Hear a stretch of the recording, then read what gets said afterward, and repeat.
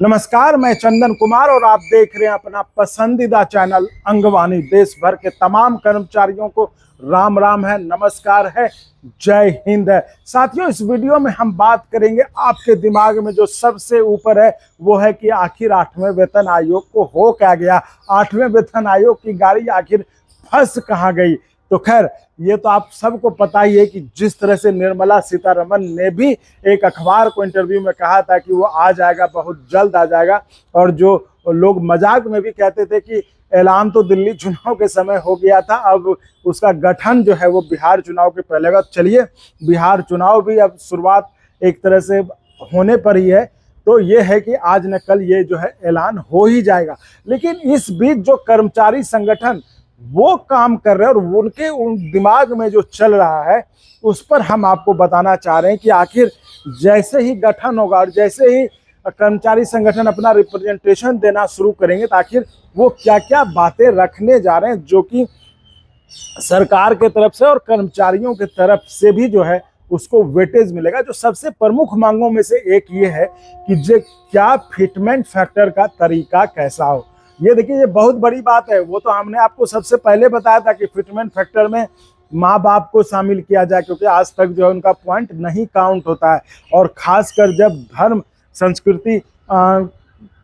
को मानने वाली सरकार हो तो उसमें तो माँ बाप का बड़ा अहम रोल होता है। तो ऐसे में एक उम्मीद भी है कि शायद सरकार इस बार माँ बाप को काउंट करते हुए भी, ये तो इस बात की खुशी हमें है कि हमने इस मुद्दे को सबसे पहले उठाया था। बाकी चैनल वालों को कहाँ इतना सोचते हैं, इतना पढ़ते हो, तो सब इधर उधर देख के वीडियो बनाते हैं। तो इसको हमने सबसे पहले इस चैनल पर बताया, और उसके बाद आपने देखा होगा तमाम यूट्यूब चैनलों पर जो ये चर्चा का केंद्र बना। तो खैर, इसमें जो हम आपको बताने वाले ये है कि इसमें फिटमेंट फैक्टर का, जो एक फिटमेंट फैक्टर हो गया उसका असर कैसे होगा, उस पर भी कुछ चर्चा चल रही है कि इस पर कुछ बदलाव किया जाए। मान लीजिए एक पीएन है, उसकी सैलरी तो जाहिर तौर पर कम होगी, तो उसको भी अगर फिटमेंट फैक्टर मान लीजिए 3 तय हो गया तो उसको भी 3 के दर से, तो उसका तो मान लीजिए 10 है, 10,000 है एक पीएन की सैलरी, तो उसको 30 हुआ। लेकिन एक जो अफसर है उसका 1 लाख सैलरी, उसका 3 हुआ, तो उसका तो सीधे 3 लाख हो गया। आप समझ रहे हैं? मतलब भाई देखिए, ठीक है, आपके रहन सहन में डिफरेंस हो सकता है, लेकिन जो मूलभूत जरूरत है वो तो सेम रहेगी ना सबकी। तो इसको लेकर बड़ी चर्चा है इस बार। कर्मचारी संगठनों ने इसको लेकर नोट भी बनाया है और इसको लेकर वो डिमांड भी कर रहे हैं कि इस पर भी बहुत ध्यान देने की जरूरत है कि आखिर फिटमेंट फैक्टर क्या सबके लिए एक ही कर दिया जाए, या फिर जो नीचे ग्रेड वाले हैं, जो पे लेवल वाले हैं, उनके लिए कुछ अलग फिटमेंट फैक्टर हो, ऊपर वालों के लिए अलग हो। इससे क्या होगा, वो कि कर्मचारी संगठनों का ये कहना है कि अगर मान लीजिए सरकार के पास जो जिस तरह से सरकार कहती है खजाना पर बोझ बढ़ जाएगा, तो ये बोझ भी कम हो सकता है, क्योंकि ये जो खाई बन जाती है। एक मान लीजिए, वही मैंने उदाहरण के लिए आपको बताया, एक पियून की सैलरी अगर 10,000 है और फिटमेंट फैक्टर मान लीजिए 3 हो गया, और एक अफसर की सैलरी जो है 1 लाख है, तो उसको अगर 3% फैक्टर, 3 पॉइंट के फिटमेंट फैक्टर से हम लें तो 10 या 30,000, और अगर एक अफसर है उसको लाख रुपए, तो उसका सीधे 3 लाख का फायदा। तो ये जो आप समझिए, जो अंतर अभी 10,000 और 1 लाख में था, अब वो 30,000 और 3 लाख का हो जाएगा। आप समझ रहे हैं कितना अंतर हो जाएगा। तो इसको लेकर, इस पॉइंट पर भी जो है कर्मचारी संगठनों का ध्यान है, और उन्होंने इसको रिप्रेजेंटेशन में अपने जो रिप्रेजेंट, वो मतलब ये इंतजार कर रहे हैं कि चलिए अब जब गठन का ऐलान हुआ है तो आज न कल तो होगा ही, तो हम जो रिप्रेजेंट करेंगे, हम जो अपनी वहाँ पर संस्तुति डालेंगे, जो उनके सामने अपने प्रस्ताव डालेंगे, उसमें ये बहुत बड़ा मुद्दा होगा कि आखिर ये फिटमेंट फैक्टर, तो ठीक है फिटमेंट फैक्टर हमारा मतलब वेतन तो तय करता है, लेकिन क्या ये फिटमेंट फैक्टर एक निचले पे लेवल वाले के लिए भी वही होगा या ऊपर वालों के लिए भी एक होना चाहिए? क्योंकि ये जो व्यवस्था है, ये व्यवस्था मतलब अमीरी और गरीबी, या कह लिए समाज में, या फिर छोड़ दीजिए समाज, उस सरकारी कर्मचारी के ही सेक्शन में एक खाई पैदा करता है कि कहीं जो निचले लेवल का कर्मचारी है उसको इतना वगैरह 10 से समझिए 30,000 होगा, और एक जो है 3 लाख लेगा। तो मैं इस पे कर्मचारी संगठनों का जो दावा है, उनका ये कहना है कि ठीक है वो अफसर हैं तो उनके खर्चे कुछ ही ज्यादा होंगे ना, लेकिन खाना जो मूलभूत है वो तो सबका सेम होगा। कपड़ा तो वो भी पहनेगा,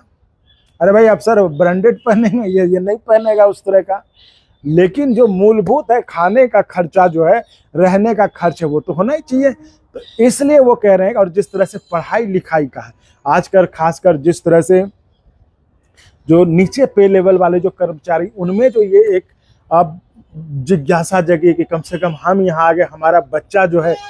ये नौकरी ना करे, हमारा बच्चा जो है पढ़ लिख कर अफसर बने, बड़ा आदमी बने। तो आखिर, और आपको पता है कि पढ़ाई का क्या हाल है, किस मतलब सरकारी स्कूलों में तो आप देख ही रहे होंगे, और अगर आप प्राइवेट में पढ़ाएंगे तो कितना खर्चा बढ़ जाता है। तो इन सब को ध्यान रखते हुए वही कह रहा हूँ कि ये ऐसी चीज़ें हैं जिसके ऊपर की शायद ध्यान नहीं जाता है। बस एक हो गया कि अच्छा भाई इतना फिटमेंट फैक्टर हो गया और इस पे सबको एक साथ कर दिया कि भाई इसको इतना हो गया, इसको इतना हो गया। लेकिन ऐसे लोगों के खर्च बढ़ जाते हैं तो वो अपना पेट काट कर ही बच्चों को पढ़ाता है। अब अस्पताल का ही ले लीजिए, या कुछ ऐसी इमरजेंसी कुछ सिचुएशन हो गई, कुछ ऐसा हो गया, अब मान घर में ही बच्चों की ही शादी करनी है। ये अब ये नहीं है ना कि अगर हम पियून है तो हम जो है, या हमारा पे लेवल अगर नीचे है, पियून नहीं है, चलिए हम मिडिल रेंज में भी हैं, तो हमारा पे लेवल नीचे है तो हम एक अच्छी शादी ना कर पाए बच्चों की। तो इसलिए करें, ये सब चीजें हैं जहां पर कि मतलब आपको सामाजिक जिम्मेदारियों का भी निर्वहन करना पड़ता है। खासकर आप जब सोचते हैं कि हमारा परिवार भी आगे बढ़े, हम जितना है उससे आगे बढ़े, तो उसके लिए जो आपके खर्चे बढ़ते हैं तो उसको ध्यान में रखते हुए कर्मचारी संगठनों की इस बार मांग है कि इस पर जो है फिटमेंट फैक्टर पे भी थोड़ा सा सोचा जाए कि जो बड़े लेवल के कर्मचारी हैं उनको, जो बड़े पे लेवल के हैं उनको जो है फिटमेंट फैक्टर कुछ उनका कम किया जाए, और नीचे वालों का उसको, जैसे हम लोग भी प्राइवेट सेक्टर में थे तो वहाँ भी ये ध्यान दिया जाता था कि जो जूनियर स्टाफ होते थे उनको थोड़ा सा परसेंटेज ज़्यादा कर देते थे कि भाई उनका तो बहुत कम ही, मान लीजिए उसका 50%, अब जिसकी सैलरी ही 10% है तो 50% उसका क्या होगा है। लेकिन अगर किसी की सैलरी 1 लाख है, 2 लाख है, उसको आप 20% भी दे दीजिएगा 50 के बदले तो उसका बहुत हो जाएगा। तो उसी लिहाज से ये प्राइवेट सेक्टर में चलता था। अब वो आप कह सकते हैं कि भाई अपने चहेतों को लोग दे देते थे, वो अलग बात है, लेकिन ये वहाँ पे होता है प्राइवेट सेक्टर में कि भाई जो जिसका सैलरी कम है, जिसकी तनख्वाह कम है, जो जूनियर स्टाफ है, उसको थोड़ा परसेंटेज बढ़ा दीजिए ताकि वो अपने खर्चों को, ज़रूरत को पूरा कर पाए, और जो बड़े जिनके जो सीनियर पोजीशंस में जिसकी सैलरी ज़्यादा है उनको जो है थोड़ा कम करेंगे तो भी चलेगा, क्योंकि उस अनुपात में उसका वो ठीक है। तो उसी को देखते हुए इस बार इस वेतन आयोग के लिए भी जो रिप्रेजेंटेशन बना रहे हैं कर्मचारी संगठन, उसमें इस बात को लेकर काफ़ी जोर है कि सब कर्मचारियों के लिए एक समान फिटमेंट फैक्टर ना हो। फिटमेंट फैक्टर में थोड़ी भिन्नता जरूरी, क्योंकि जो लो लेवल के एम्प्लॉय, जो लो पे लेवल के कर्मचारी हैं, उनको फिटमेंट फैक्टर ज़्यादा होना चाहिए, जिससे कि जो अभी के हिसाब से जो बढ़ी हुई ज़रूरत है, बढ़ी हुई महंगाई है, उसके हिसाब से उनको जो है सहूलियत मिले, उनको थोड़ा सा उनकी ज़िंदगी आसान हो। और बाकी जो बड़े, उनकी सैलरी ऑलरेडी ज़्यादा है, तो उनको अगर थोड़ा कम मिलेंगे तो वो एक समाज में, और खासकर जो सरकारी कर्मचारी हैं उनके बीच भी जो है एक बैलेंस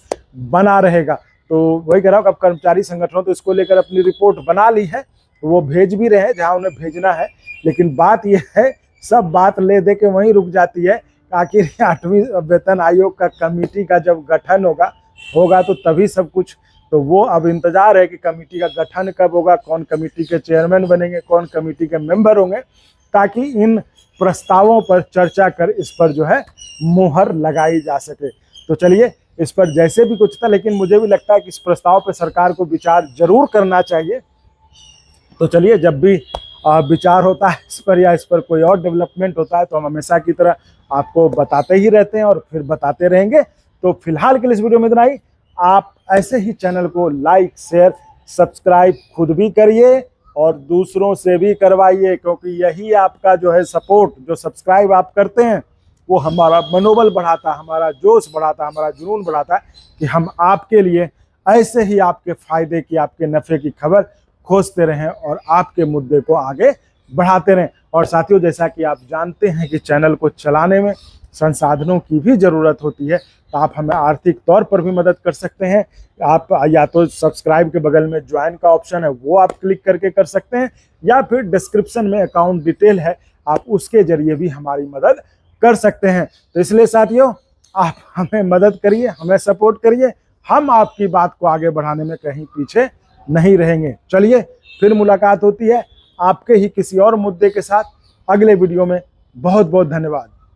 और अगर आपको अच्छा लगा तो एक बार और आपको मैं कहना चाहूँगा कि आप इसको प्लीज़ सब्सक्राइब और शेयर करते रहें, ताकि हमारा भी मनोबल और सपोर्ट बना रहे।